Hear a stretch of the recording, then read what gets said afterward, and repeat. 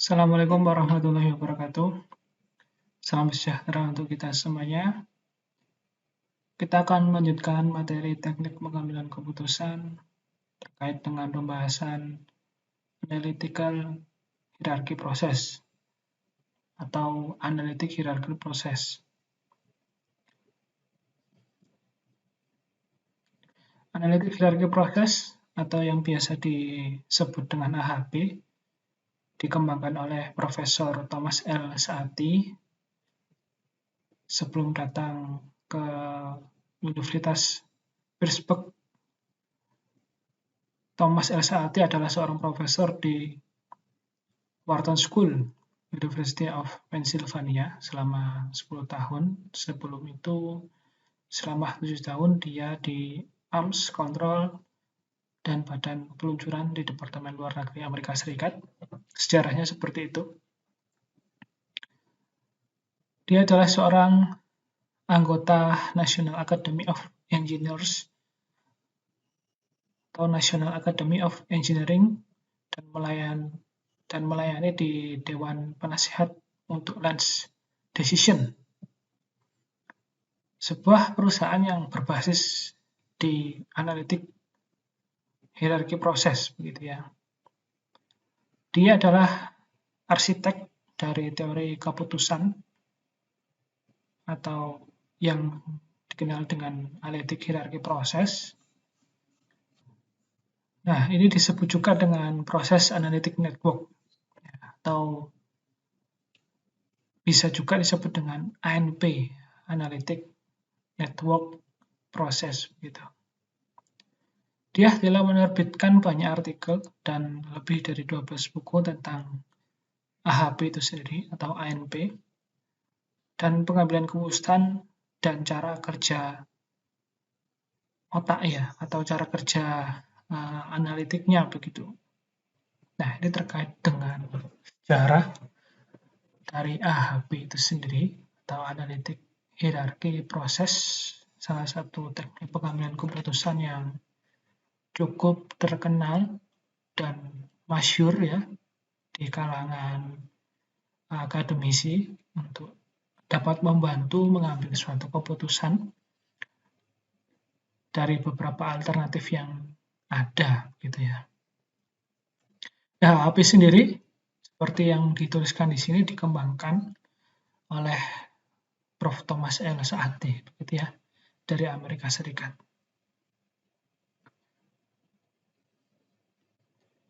AHP digunakan baik individu dan kelompok pengambilan keputusan oleh bisnis, industri, dan pemerintah, dan terutama berlaku untuk multipartai, multikriteria, begitu, masalah keputusan skala besar yang sifatnya kompleks.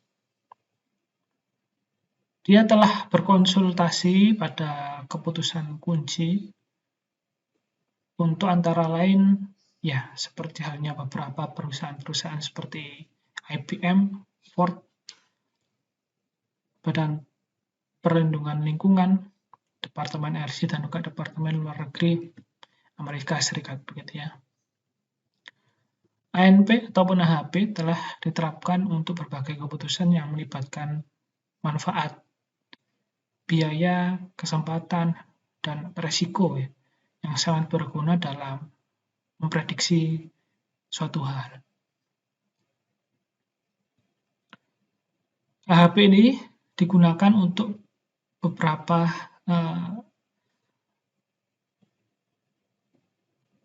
kasus ya, dan dalam sejarahnya berhasil memprediksi bulan perekonomian akan terbalik selama, nah contohnya tahun 2001 gitu ya, dan juga tahun 1991 saat adanya resesi gitu.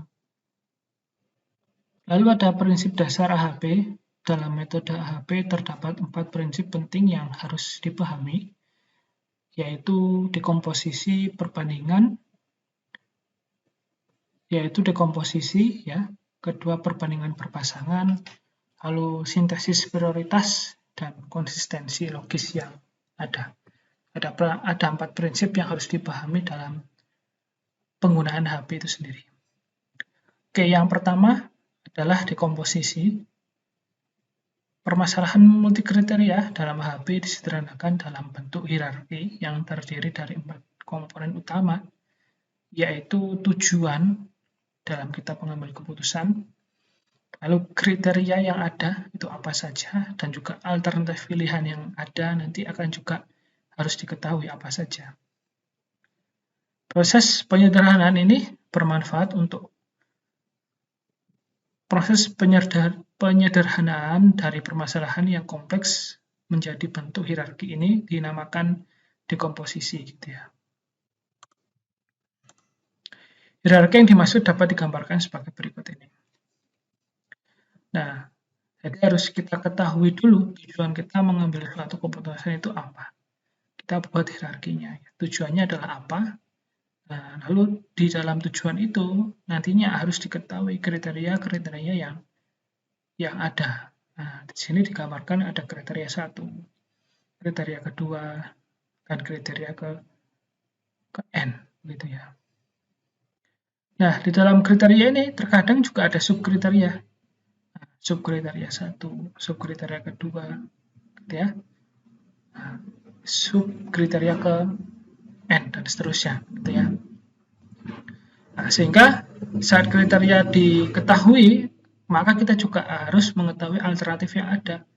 Nah, alternatif yang nanti akan kita ambil itu alternatif 1 kah, ya, alternatif kedua kah, hingga alternatif ke N kah, gitu ya. Nah, tingkatan paling atas dari hierarki adalah tujuan dari penyelesaian, ya, dari penyelesaian masalah, dan hanya ada satu elemen, gitu. Tingkatan berikutnya adalah kriteria, dan tingkatan berikutnya lagi adalah alternatif penyelesaian masalah yang ada.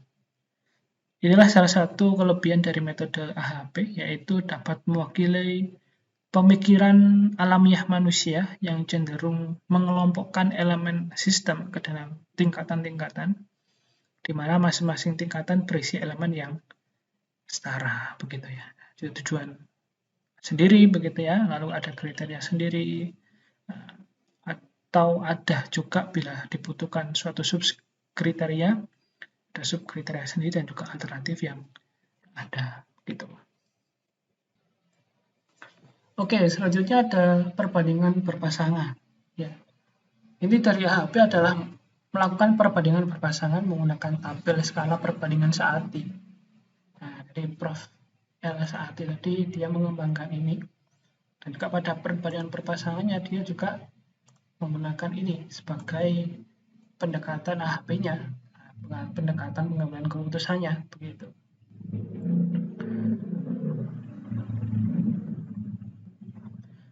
Ya, panduan untuk melakukan perbandingan berpasangan dapat menggunakan tabel berikut ini. Nah, jadi ini adalah skala fundamental untuk perbandingan berpasangan yang digunakan dalam AHP. Nah, di sini ada yang pertama, kita lihat bisa pada tabel ini. Yang pertama, intensitas dari kepentingan pada skala absolut. Nah, ada tabel 1, 3, 5, 7, 9, gitu ya. Lalu definisinya apa, lalu penjelasannya apa. Nah, jadi kita coba lihat terlebih dahulu. Nah, 1, nah nanti pada perbandingan berpasangan akan diberikan nilai ini ya. Nah, nilai 1 sampai 9 ini. Coba kita lihat definisi yang pertama. Nah, nilai 1 itu dia mendefinisikan bahwa kedua elemen yang sama pentingnya, ya, atau equal importance. Nah, penjelasannya dua elemen dengan pengaruh yang sama besar dalam pengambilan keputusan.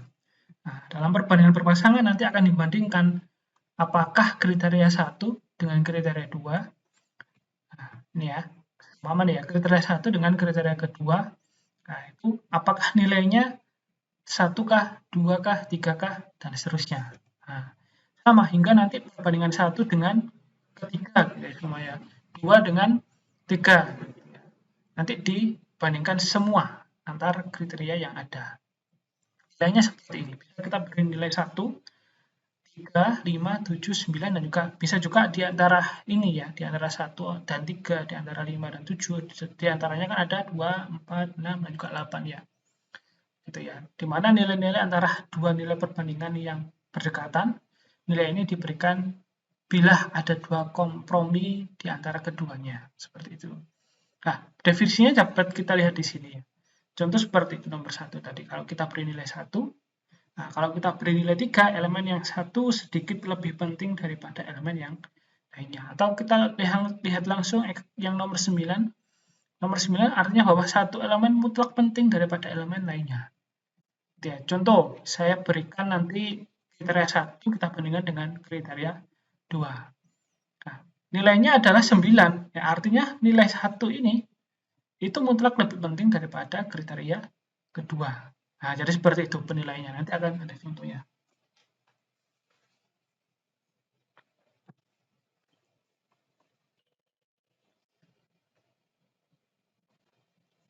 Oke, lalu perbandingan dilakukan berdasarkan tingkat kepentingan relatif antara dua kriteria atau dua alternatif berdasarkan pada penilaian pengambilan keputusan.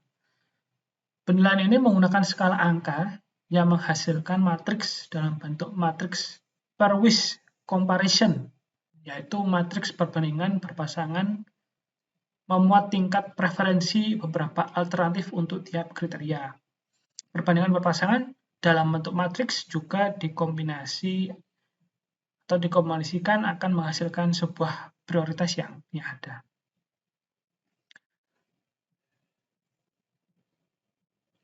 Oke, ini adalah nilai IR ya, atau indeks random yang ada. Begitu. Ini digunakan juga nanti kita juga bisa melihat ini bila nanti ukuran matriksnya itu adalah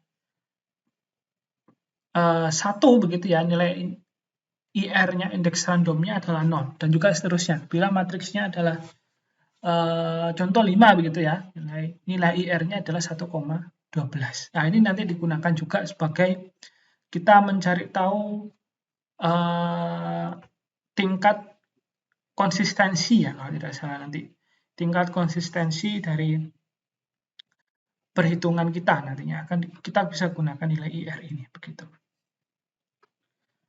Oke, yang ketiga adalah sintesis prioritas. Setiap kriteria yang telah ditentukan akan memiliki kontribusi terhadap pencapaian tujuan penyelesaian masalah. Dalam metode HP, setiap kriteria ditentukan besaran kontribusinya. Gitu. Lalu yang keempat, konsistensi logis atau logical konsistensi. Dalam HP, konsistensi logis merupakan hal yang penting. Nah, ini nanti akan coba kita langsung ke perhitungannya ya nanti. Oke, pada proses pengambilan keputusan sangat penting untuk mengetahui seberapa baik konsistensi yang ada. Nah, ini ya terkait dengan nilai konsistensi tadi. Di sini nanti kita akan gunakan nilai IR ya, indeks rasio yang ada di sini. Nah, indeks rasio yang ada di sini kita gunakan ini. Oke, pada metode HP mempertimbangkan suatu nilai konsistensi yang logis dalam penilaian yang digunakan untuk menentukan suatu prioritas. Nilai konsistensi dihitung berdasarkan persamaan berikut ini. Nah, CI atau indeks konsistensi sama dengan, nah ini ya, lambda max pangkat min N per N-1. Begitu ya. Nah, keterangan N adalah banyaknya kriteria yang ada. CI-nya adalah indeks konsistensi ya, atau konsistensi indeks. Begitu. Lalu kita mencari nilai CR. Nah, setelah kita mendapatkan nilai CI, kita juga mencari nilai CR. CR itu adalah rasio konsistensi. Nah, rasio konsistensi sama dengan CI. Nah, nilai ini tadi indeks konsistensi dibagi dengan IR, indeks rasionya. Nah, nilai indeks rasio tergantung pada ukuran matriks.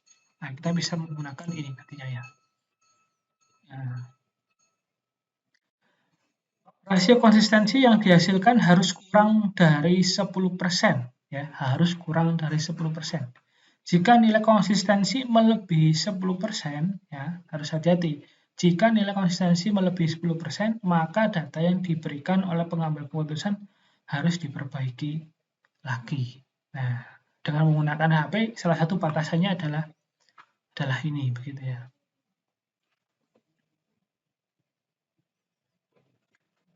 Oke, selanjutnya adalah langkah-langkah HP. Langkah-langkah yang dilakukan pada metode HP adalah sebagai berikut. Yang pertama, mendefinisikan masalah dan menentukan solusi yang diinginkan. Permasalahan yang pada awalnya tidak terstruktur, pada tahap ini kita pecahkan secara jelas, detail, dan mudah dipahami. Ya. Artinya kita harus mendefinisikan masalah itu terlebih dahulu begitu. Dan kita membuat tadi salah satunya hierarkinya tadi. Nah, menentukan solusi yang diinginkan. Lalu yang kedua adalah membuat struktur hierarki. Nah, ini ya lanjutannya adalah kita membuat hierarki. Struktur hierarki ini merupakan sintesa atau sintesis dari pemikiran alamiah manusia yang biasanya terbiasa untuk mengelompokkan sesuatu berdasarkan tingkatannya. Ya. Ada 3 hal yang penting dalam struktur hierarki, yaitu tujuan. Nah, tujuannya tadi adalah apa, lalu kriterianya disebutkan, dan juga alternatifnya juga disebutkan. Sehingga kita bisa membuat hierarki yang ada. Yang ketiga adalah membuat matriks perbandingan berpasangan. Ya, tadi ya matriks perbandingan berpasangan. Perbandingan berpasangan dilakukan berdasarkan judgement pengambil keputusan dengan menilai tingkat kepentingan suatu elemen dibandingkan elemen lain. Yang tadi ya kita membandingkan antara kriteria 1 dibandingkan dengan kriteria ke-2 gitu ya. Kriteria 2 dibandingkan dengan kriteria ke-3. Nah, kriteria ketiga dibandingkan dengan kriteria ke-1 dan seterusnya begitu. Pada tahap penyusunan perbandingan berpasangan, kita akan membandingkan semua subsistem hierarki yang telah kita buat dalam bentuk perbandingan berpasangan. Perbandingan ini ditransformasi ke dalam bentuk matriks agar bisa dilakukan proses perhitungan numerik. Proses perbandingan berpasangan ini dilakukan dari tingkat paling atas dilanjutkan ke tingkat berikutnya. Misalkan terdapat 3 kriteria dan 4 alternatif, ya, C1, 2, 3, dan alternatifnya A1 sampai A4. Maka kita akan mendapatkan 2 jenis perbandingan. Nah, yang pertama seperti ini. Misalkan terdapat 3 kriteria dan 4 alternatif ya. Nah, maka kita akan mendapatkan 2 jenis perbandingan. Lanjutannya tadi. Yang pertama, membandingkan tingkat kepentingan suatu kriteria dengan kriteria yang lain. Akan membentuk matriks ini, 3 kali 3. Nah, kriterianya kita bandingkan dengan kriteria yang lain. Begitu ya, karena kriterianya tadi ada 3, nah matriksnya jadi 3 kali 3 gitu ya. Kriteria 1 dibandingkan dengan kriteria 2. 2 dibandingkan dengan 3. 3 dibandingkan dengan 1. Begitu ya. Oke. Lalu pembandingan suatu alternatif dengan alternatif lain terhadap masing-masing kriteria yang akan menghasilkan matriks berukuran 4 kali 4. Karena terdapat 3 kriteria, maka akan dilakukan 3 kali perbandingan. Nah, coba kita lihat di sini. Membandingkan masing-masing alternatif ya, masing-masing alternatif terhadap kriteria 1. Ini masing-masing alternatif terhadap kriteria 1 ya. Lalu membandingkan masing-masing alternatif terhadap kriteria 2. Nah, masing-masing alternatif terhadap kriteria kedua. Lalu membandingkan masing-masing alternatif terhadap kriteria ketiga. Masing-masing alternatif dibandingkan terhadap kriteria ketiga. Nah, seperti itu ya. Oke, di sini terdapat subsistem hierarki dengan jumlah kriterianya C1 hingga C ke M gitu ya disebutkan di sini. Maka matriks perbandingan berpasangan untuk membandingkan satu kriteria dengan kriteria yang lain dibuat dalam bentuk matriks sebagai berikut. Matriks perbandingan berpasangan untuk kriteria. Contohnya seperti ini ya. Di kriteria 1, kriteria 2, hingga kriteria ke M. Ya. Nah, di sini juga kriteria 1, kriteria 2, kriteria ke M. Nah, kalau kriteria 1 dengan kriteria 1 juga dibandingkan, artinya nanti ya, artinya nilainya, nah, bagaimana? Kalau kriteria 1 dengan kriteria itu sendiri. Nah, maka nilainya akan ya sama penting begitu ya. Nah, jadi nilainya adalah 1 nanti begitu ya. Nah, kriteria 1 dibandingkan dengan kriteria 2. Gitu ya, kriteria 1 dibandingkan kriteria ke N dan seterusnya. Oke, selanjutnya setelah matriks perbandingan berpasangan antar kriteria, saat ini kita lanjutkan ke matriks perbandingan berpasangan untuk alternatifnya. Dicontohkan di sini, bila terdapat n buah alternatif, matriks perbandingan berpasangan dibuat dalam bentuk matriks n kali n untuk membandingkan masing-masing alternatif terhadap kriteria yang ada. Ya. Contohnya kriteria 1 di sini ya, dibentuk dalam bentuk matriks sebagai berikut. Nah, kita bandingkan dulu antara kriteria 1 di alternatif 1, kita bandingkan dengan alternatif yang ada. Mulai dari 1 banding 1 dulu ya. Jadi alternatif 1 bandingkan dengan alternatif 1, pasti nilainya 1 ya. Nah, lalu alternatif 1 dibandingkan dengan alternatif 2 dari sudut pandang kriteria 1. Contoh ya, saya contohkan. Bila kriteria 1 itu adalah harga produk begitu ya, yang dijual oleh CVA gitu ya, CVA gitu ya, atau CVA 1 ya. Lalu ada juga CVA 2. Harga produk yang dijual oleh CVA 1 kita bandingkan dengan CVA 2. Nah, CVA 1 kita bandingkan dengan CVA 3. Nah, dari sudut pandang harga produknya itu berapa sih? Nah, kayak gitu nanti. Dari sudut pandang harga produknya itu dinilainya bagaimana sih? Nah, seperti itu. Nah, sehingga nanti kita bandingkan alternatif terhadap alternatif lain, tapi dari sisi kriterianya. Kriteria 1-kah, kedua-kah, hingga sampai kriteria sebanyak N. Nah, seperti itu. Oke, matriks ini bersifat sederhana, memiliki kedudukan kuat untuk kerangka konsistensi, mendapat informasi lain yang mungkin dan mampu menganalisis kepekaan, prioritas, serta keseluruhan untuk rubah pertimbangan. Oke, nilai AIJ adalah nilai perbandingan antara alternatif AI dengan alternatif AC. Ya, jadi alternatif AI contohnya ya, hingga dibandingkan dengan alternatif AC. Sehingga nilainya ya ini AIJ. Jadikan seperti itu.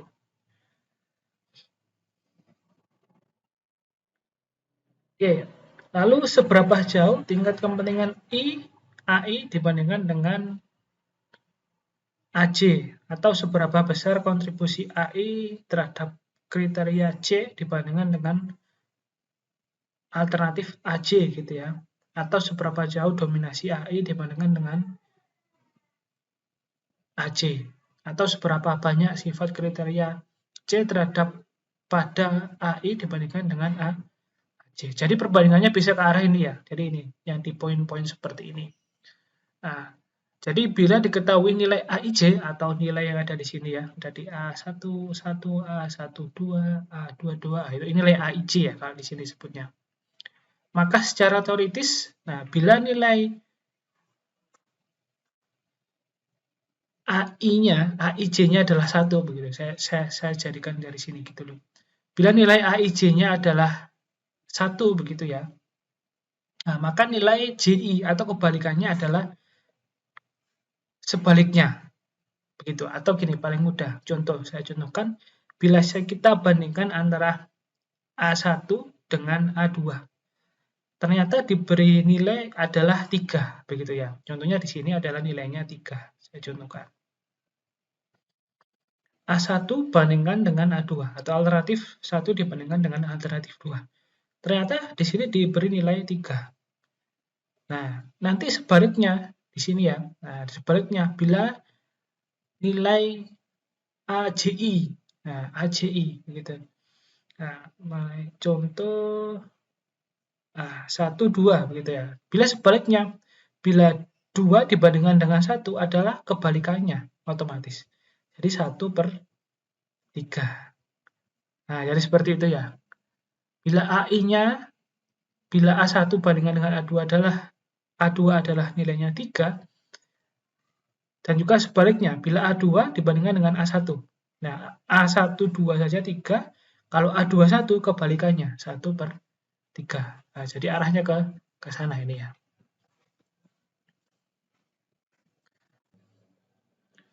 Oke, selanjutnya menghitung vektor eigennormalisasi, lalu memeriksa konsistensi hierarki dengan cara kita menentukan atau mencari nilai CI dan juga CR-nya tadi. Dan yang keenam, melakukan perhitungan akhir untuk masing-masing alternatif dengan menjumlahkan ya hasil perkalian nilai eigenvektor normalisasi masing-masing kriteria dengan nilai eigenvektor normalisasi masing-masing tiap alternatif. Oke, studi kasus. Selanjutnya kita lanjutkan ke contoh soal dan juga studi kasus yang ada untuk mengetahui pengimplementasian dari AHP ya. Studi kasus, PT ABC akan memilih pemasok terbaik dari pemasok-pemasok yang selama ini telah bekerja sama. Hal yang menjadi pertimbangan dalam memilih pemasok ini adalah harga, kualitas barang, dan waktu pengiriman. Berdasarkan pengalaman kerjasama yang telah dilakukan, masing-masing pemasok memiliki keunggulan dan kekurangan tersendiri. Misalkan suatu pemasok memiliki keunggulan harga lebih murah tetapi waktu pengiriman yang lama. Begitu juga dengan pemasok yang lain memiliki keunggulan dan kekurangan yang berbeda. Misalkan berdasarkan pengalaman dari para pengambil keputusan menyatakan bahwa harga lebih penting dari kualitas. Lalu harga mutlak lebih penting dari waktu pengiriman. Lalu kualitas sedikit lebih penting dari waktu pengiriman.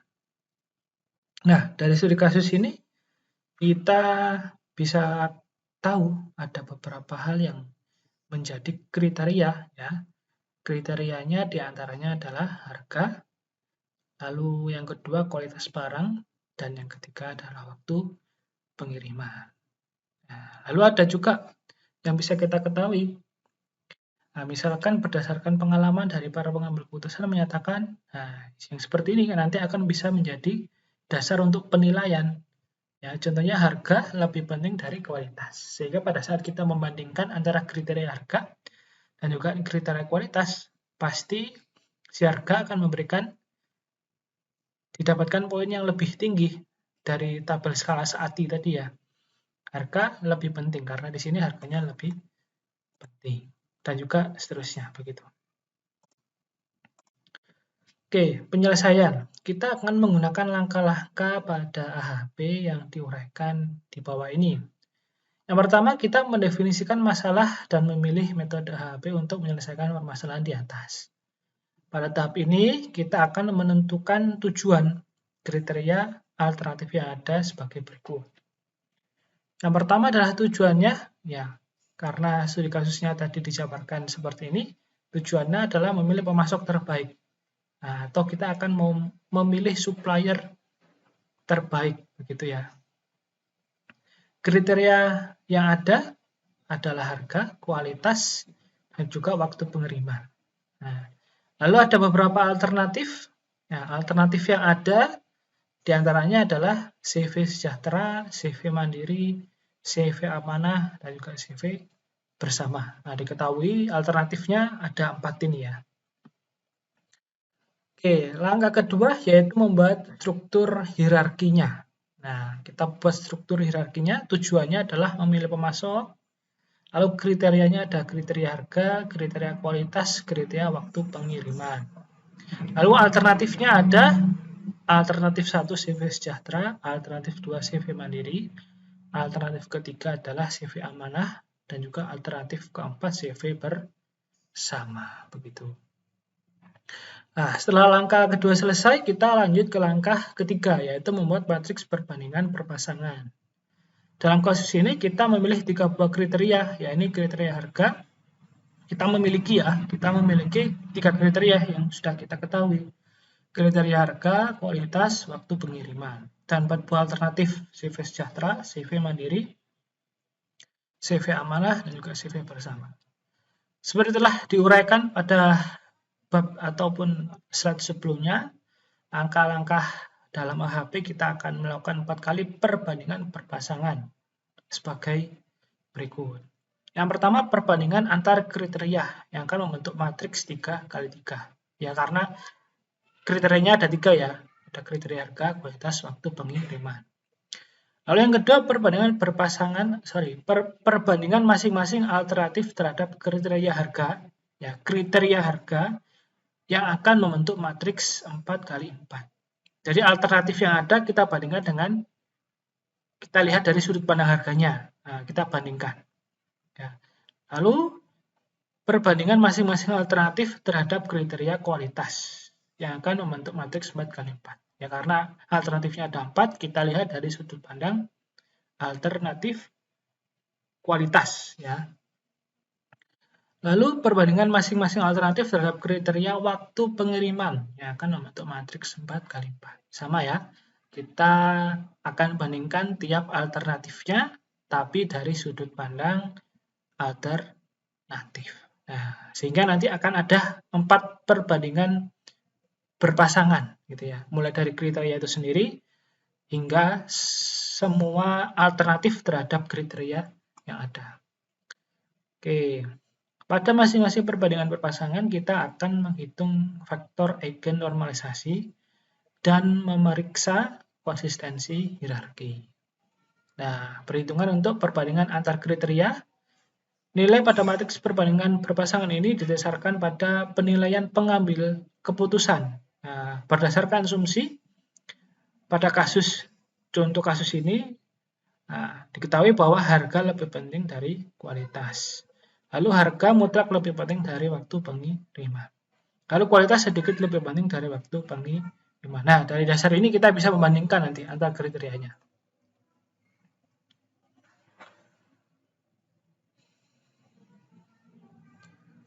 Oke, asumsi di atas masih dalam bentuk data kualitatif.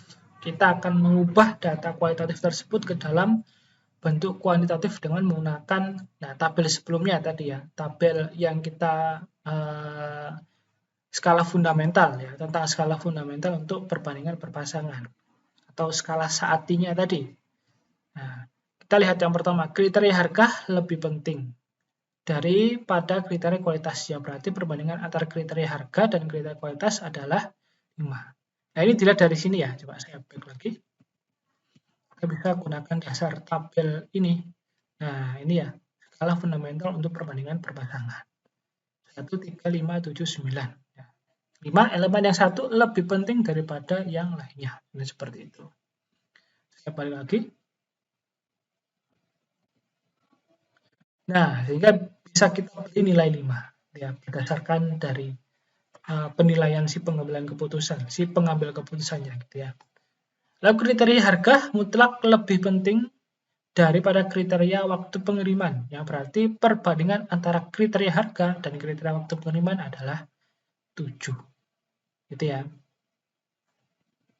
Oke, lalu kriteria kualitas sedikit lebih penting daripada kriteria waktu pengiriman, yang berarti perbandingan antara kriteria kualitas dan kriteria waktu pengiriman adalah 3. Nah, sehingga kita bisa jadikan matriks perbandingan berpasangan untuk kriteria-kriteria yang ada seperti ini. Jadi harga dengan harga, ya pasti 1 ya, karena dengan dirinya sendiri. Harga dengan kualitas, nah 5. Ya. Harga dengan waktu pengiriman, 7. Nah, seperti itu ya, karena harga di sini diketahui harga mutlak lebih penting, sehingga harganya diberi nilai 7. Nah, kita balik sekarang kualitas dengan harga, nah, artinya balikannya, benar ya. Karena di sini 5, di sini 1/5. Gitu ya.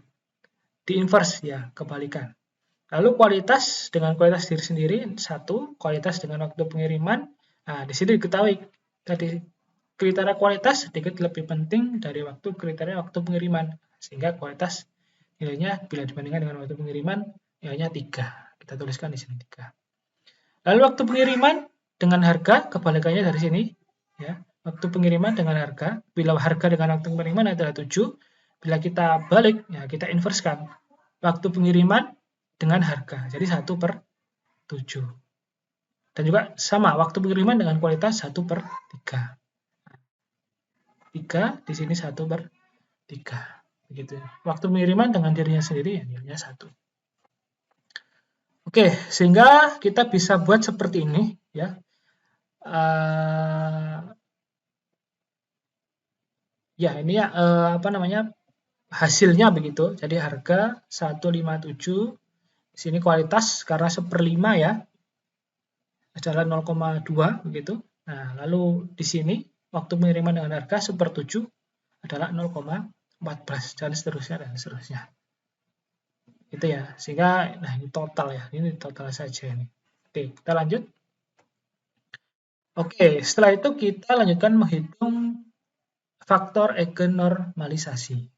Untuk menghitung nilai faktor eigenormalisasi, kita akan menggunakan tabel tadi sebelumnya 5.6 karena ini saya mengambilnya dari buku dengan cara mengalihkan kolom dan baris sebagai berikut. Ya, nilai A11 diperoleh dengan mengalihkan baris 1 dengan kolom 1. Sedangkan nilai A12 diperoleh dengan mengalihkan baris 1 dengan kolom 2.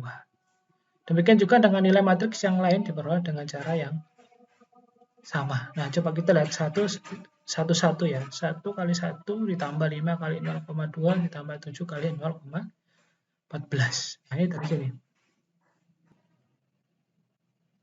Nah, didapat dari sini, dari kolom dikalikan dengan baris.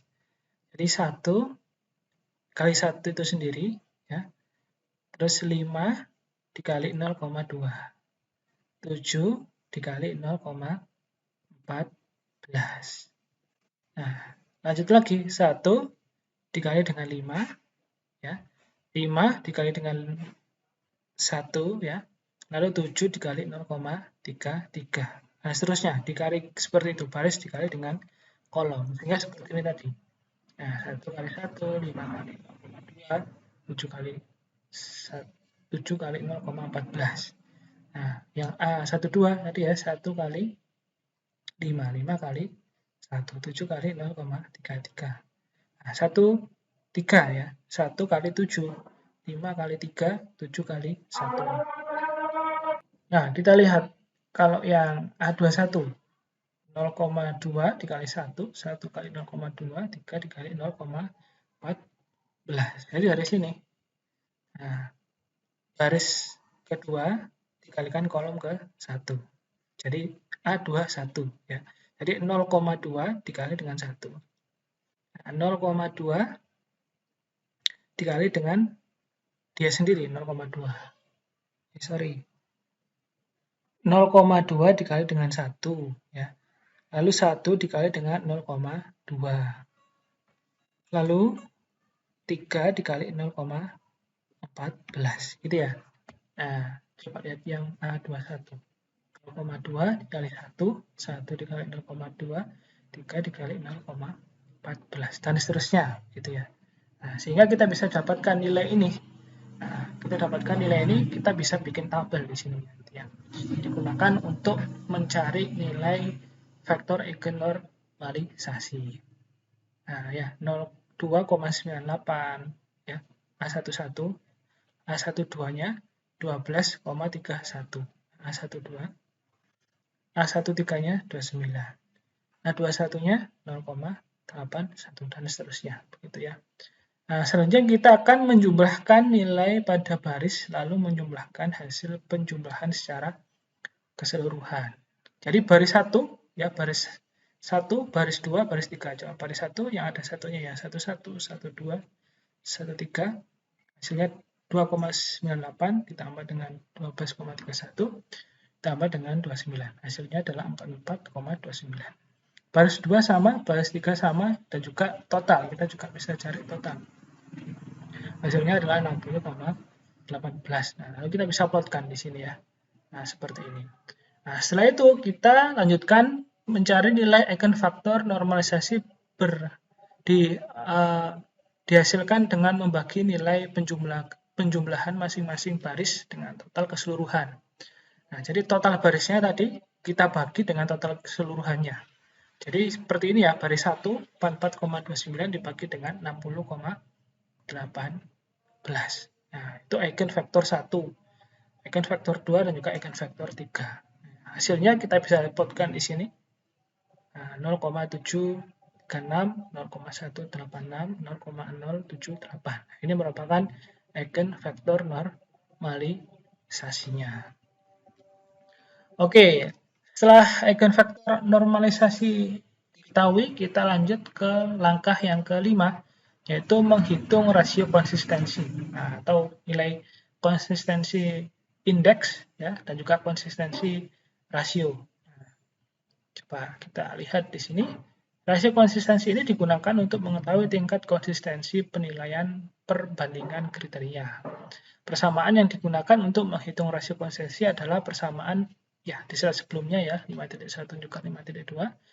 Ketentuan nilai eigen maksimal atau lambda max diperoleh dengan mengalihkan hasil penjumlahan setiap baris pada matriks perbandingan berpasangan dengan vektor eigen normalisasinya.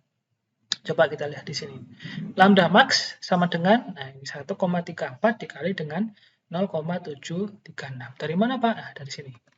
Coba kita lihat. Nah, yang ini ya. Nah, 1,34 dikali dengan 0,736.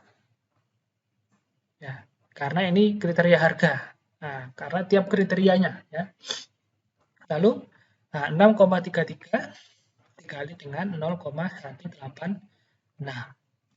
Lalu 11 dikali dengan 0,078. Nah, seperti ini ya. Nah, hasilnya menjadi lambda max nantinya. Nah, setelah dihitung hasilnya adalah hasilnya adalah 3,0202 begitu ya. Hasilnya adalah 3,0202. Itu merupakan nilai lambda max ya. Nah, setelah itu kita dapatkan nilai lambda max, kita lanjut menghitung indeks konsistensi. Nah, di mana CI sama dengan lambda max min N ya. Per N-1 begitu. Nah, N itu apa Pak? N itu adalah jumlah kriterianya tadi. Karena di sini kan kriterianya ada 3. Nah, sehingga kita tuliskan di sini 3 begitu. Per N-1, 3 min 1 2. Nah, nilai CI-nya didapatkan sekian. 0,0101. Lalu setelah CI didapatkan, maka kita bisa mencari nilai CR atau kriteria rasio konsistensi ya. Bukan kriteria. Rasio konsistensi. Berdasarkan pada tabel 5.2 atau di slide sebelumnya diperoleh bahwa IR untuk matriks berukuran 3x3 adalah 0,58. Nah, ini coba saya back. Karena ini kriterianya ada 3, sehingga matriksnya ukurannya 3x3. Gitu ya. N-nya ada 3. Sehingga kita bisa lihat yang ada di sini tadi. Nah, di sini ya. Ukuran matriksnya adalah 3. Gitu ya. Sehingga nilai IR-nya, indeks randomnya adalah 0,58 begitu. Nah, sehingga kita bisa gunakan 0,58 ini sebagai nilai random index. Nah, di mana CR sama dengan nilai CI per nilai random indeksnya tadi. Nah, 0,0101 per 0,58. Nilai konsistensi rasionya adalah 0,0174. Nah, sehingga bisa kita ambil kesimpulan di sini karena CR-nya ya, konsistensi rasionya kurang dari 0,1 ya. Nah, karena di sini nilainya 0,0174. Nah, karena kurang dari 0,1 atau kurang dari 10%, maka preferensi pembobotan adalah konsisten gitu ya. Nah, hasil perhitungan di atas dapat digambarkan dalam subhierarki yang membandingkan antar kriteria sebagai berikut. Nah, dari sini kita bisa ketahui bahwa ketentuannya untuk bisa dilanjutkan adalah saat nilai CR-nya adalah kurang dari 0,1 begitu ya. Karena di sini nilai CR-nya adalah 0,01, maka preferensi pembuatannya adalah konsisten. Sehingga ini bisa dilanjutkan. Kalau tidak kurang dari 0,1 Pak atau melebihi 0,1 Pak. Jadi bagaimana Pak? Ya, jadi harus diambil lagi datanya sehingga sampai data tersebut bisa nilai rasio konsistensinya tercapai begitu ya bila menggunakan pendekatan AHB. Nah, karena di AHB salah satu constraint-nya adalah ini nilai konsistensi rasionya harus kurang dari 10%. Nah, di sini kita bisa gambarkan sub hierarki di mana nilai harga, kualitas, dan juga waktu pengiriman. Jadi 3 kriteria ini nilai bobotnya begitu ya adalah 0,736, 0,186 dan juga 0,078. Nah, ini merupakan struktur sub hierarki untuk kriteria begitu. Oke, selanjutnya saat kita sudah membandingkan antar kriteria, saat ini kita akan coba membandingkan antar alternatif, tapi dari sudut pandang kriteria yang ada. Nah, kita ketahui penilaian kualitatif yang diberikan oleh pengambil keputusan yang menyatakan bahwa harga lebih penting dari kualitas, harga mutlak lebih penting dari waktu pengiriman, dan kualitas sedikit lebih penting dari waktu pengiriman diubah menjadi data kuantitatif yang merupakan nilai bobot dari masing-masing kriteria. Nah, yakni harga sebesar 0,7 sekian, kualitas D-nya adalah 0,18 sekian, dan pengiriman waktu pengiriman adalah 0,078 sekian. Nah, nilai ini diambil dari nilai faktor Eigentor normalisasi. Nah, yang ini ya. Oke, setelah itu kita akan coba hitung untuk perbandingan antar alternatif. Nah, jadi kita akan coba langsung mulai dari langkah yang ketiga sampai langkah yang kelima untuk tingkatan selanjutnya, yaitu perbandingan masing-masing alternatif terhadap masing-masing kriteria. Nah, diketahui di sini bahwa perbandingan alternatif terhadap kriteria harga terlebih dahulu. Nah, jadi contohnya seperti ini. Jadi nanti kita akan coba bandingkan antar alternatif ya. Jadi alternatif 1 bandingkan dengan alternatif 1 dirinya itu sendiri ya. Alternatif 1 dibandingkan dengan alternatif 2 tapi dari sisi harganya. Nah, kita coba lihat. Yang pertama membuat matriks perbandingan berpasangan. Sama seperti perbandingan antar kriteria, pada perbandingan antar alternatif, para pengambil keputusan juga memberikan penilaian untuk masing-masing pemasok. Nah, misalkan dari hasil penilaiannya,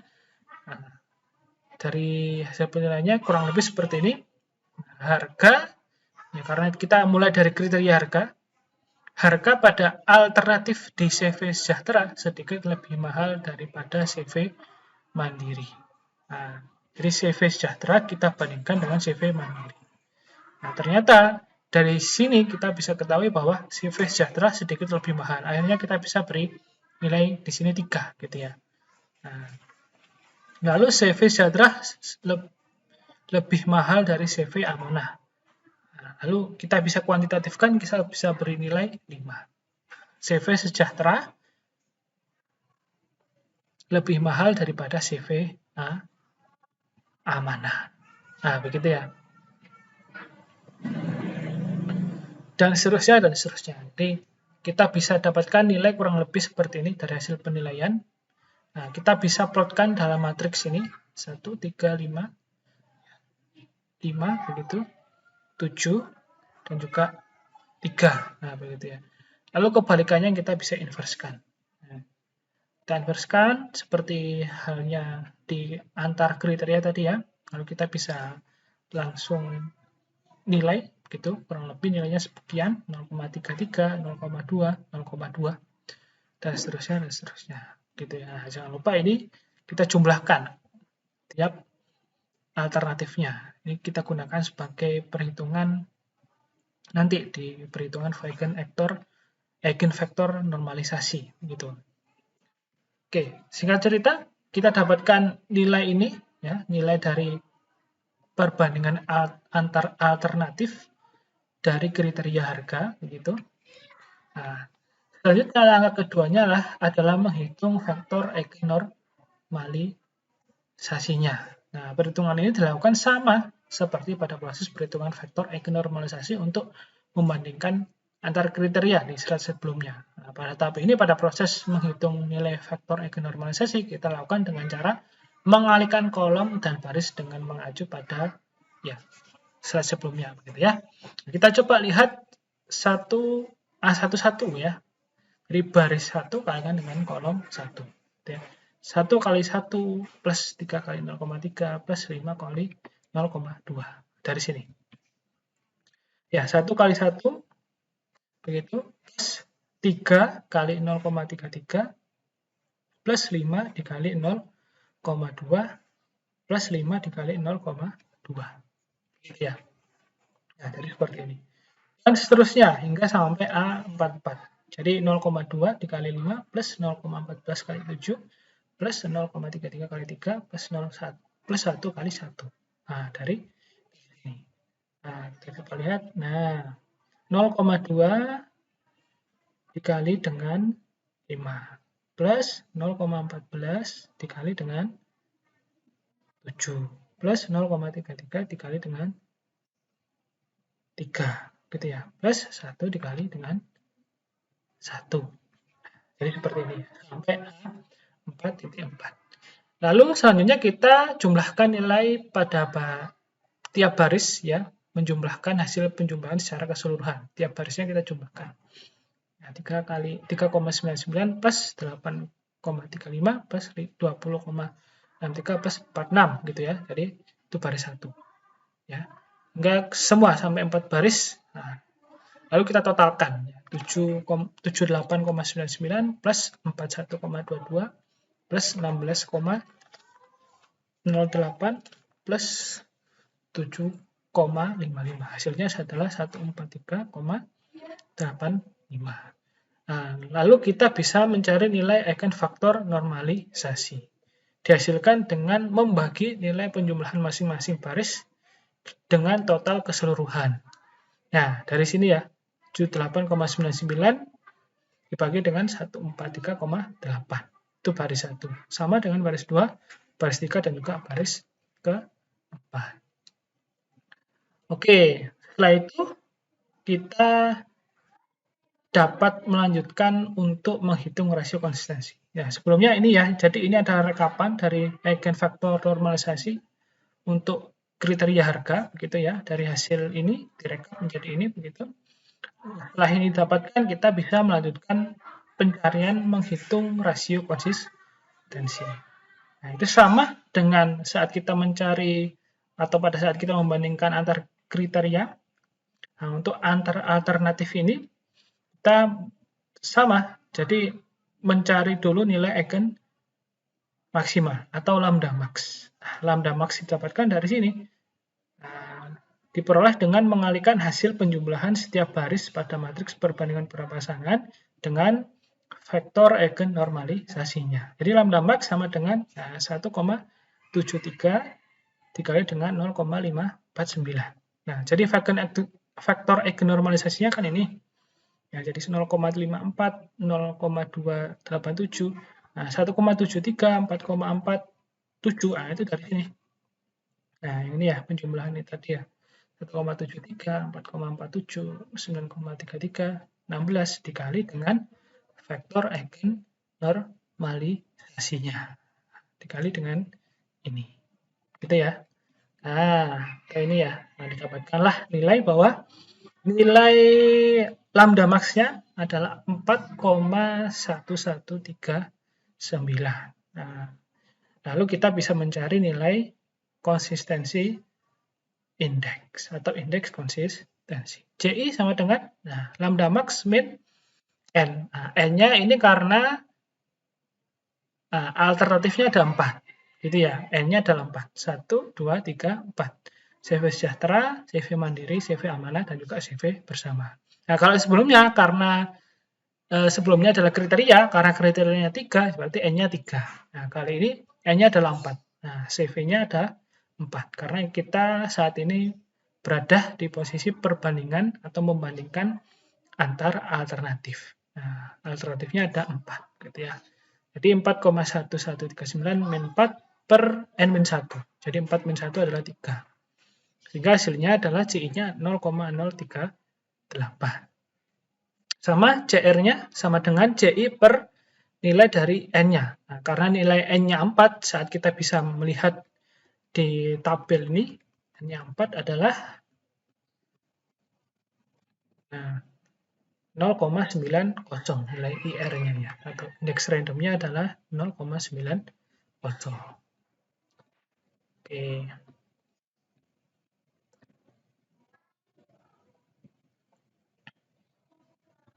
Ini ya, 0,90. Nah, nilai CR-nya adalah 0,042. Artinya kurang dari 0,1 atau kurang dari 10%, maka preferensi pembuatan alternatif terhadap kriteria harga adalah konsisten. Gitu ya. Jadi bisa dilanjutkan. Nah, ini untuk kriteria harga.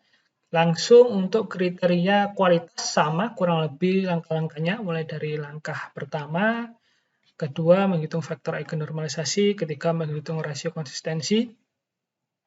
Begitu. Nah, karena di sini terlihat bahwa rasio konsistensinya adalah 0,08, maka konsisten.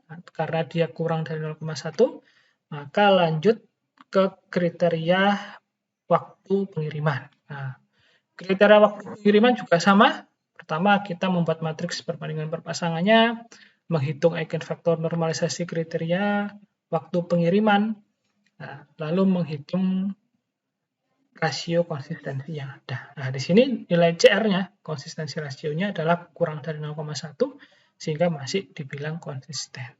Sehingga kita bisa rekap seperti ini. Nah, ya, jadi mulai dari kriteria 1, 2, 3, begitu ya. Lalu alternatif juga mulai dari alternatif 1, alternatif 2, alternatif 3, alternatif ke-4 dari sudut pandang harga. Ya. Kriteria 1, 2, 3, 4 dari sudut pandang kualitas. 1, 2, 3, 4 dari sudut pandang waktu pengiriman. Nah, didapatkanlah nilai seperti ini. Nah, ini nilainya dari di sini. Coba kita lihat yang kriteria pertama. Kriteria pertama di alternatif keempat ya, 0,052. Dapatkan dari sini. Nah, dapatkan dari sini, dari eigenfaktor normalisasi untuk kriteria harga. Nilai faktor eigennormalisasinya 0,549, 0,287, 0,112, 0,052 gitu ya. Sama nilai eigenfaktor normalisasi untuk waktu pengiriman 0,5 sekian, 0,1, 0,2, 0,066. Jadi kita bisa uploadkan di sini. Nah, harga, kualitas, waktu pengiriman. Nah, struktur hierarki beserta nilai vektor eigennormalisasinya. Nah, saat ini kita sudah dapatkan semua. Selanjutnya adalah melakukan perhitungan peringkat pemasok berdasarkan pada faktor eigennormalisasi. Nilai berikut diperoleh dari hasil perhitungan faktor eigen yang telah diuraikan sebelumnya. Nah, jadi kita tinggal kalikan 0,549 dikali dengan 0,736. Nah, itu untuk CV sejahtera ya. Jadi kita lihat di sini. Nah, ini kan CV sejahtera ya. CV sejahtera ya. Jadi 0,549 dikali dengan 0,736. 0,509 dikali dengan 0,186. Nah, 0,508 dikali dengan 0,078. Nah, jadinya seperti ini. Nah, pada CV sejahtera. Sama halnya dengan CV mandiri, CV amanah, dan juga CV bersama. Atau alternatif ke-1, alternatif ke-2, alternatif ke-3, dan juga alternatif ke-4. Nah, dari sini kita bisa lihat bahwa nilai yang memiliki nilai paling besar itu adalah nilai yang menjadi preferensi. Nah, kita lihat di sini yang paling besar adalah CV sejahtera dengan nilai 0,53884. Gitu ya. Sehingga pemasok terbaik dalam kasus ini adalah CV sejahtera. Sehingga pada kasus ini dengan pendekatan AHP atau analitik hierarki proses, maka pemasok yang akan dipilih sebagai supplier yang akan dipilih menjadi supplier kita adalah CV sejahtera. Jadi seperti itu. Saya cukupkan sampai di sini terlebih dahulu. Saya akhiri. Assalamualaikum warahmatullahi wabarakatuh.